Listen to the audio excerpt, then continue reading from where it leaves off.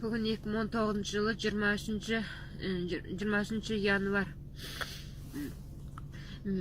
Менің жолдасым Жарқынбек Отан осы 23 күні күндіз зеленый базар жаққа барам деп үйден кеткен болатын.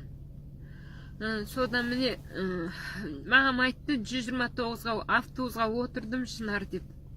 Үйге звондадым, 129-ға отырдым деп, сон бір уақытта қайтадан звондасам, Шынар, мен үйді таппай тұрмын.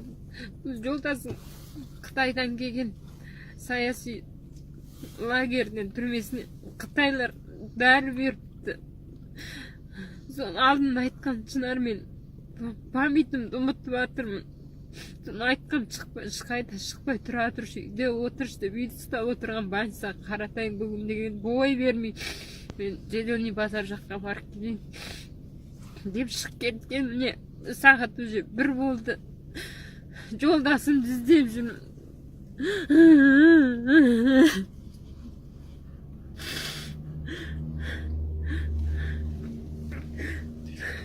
129-ның конечный нагида келдім.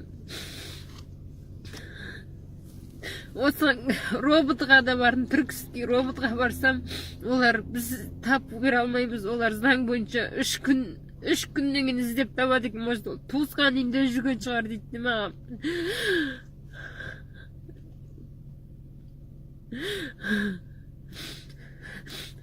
Заңдарға 102-ге звондасам, біз сенің күйеуіңді қайдан табамыз, өзің тауып ал дейді. Мен күйеуімді көрген білгендер болса, көрген білгендер, көшеден көргендер болса хабарлассыншы. Номерім 747 778 97 21.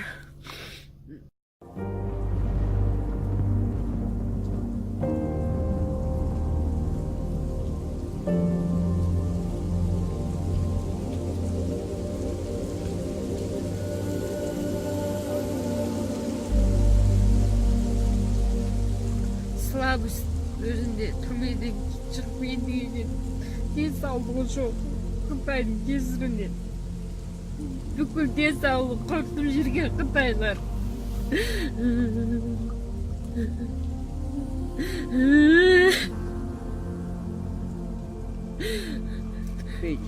Аман есеніне.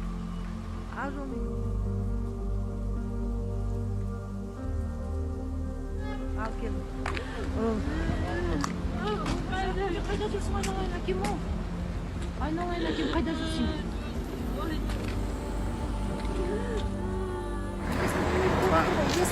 Bunlar қай машина бар? Есі жоқ. Қай жақтан dedесіңдер, қай жақтан?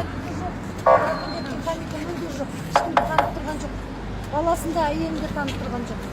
Сол қасына қандай адам барса да міне кетіп, ақтың кетіп, көтерсе содан қорқады міне.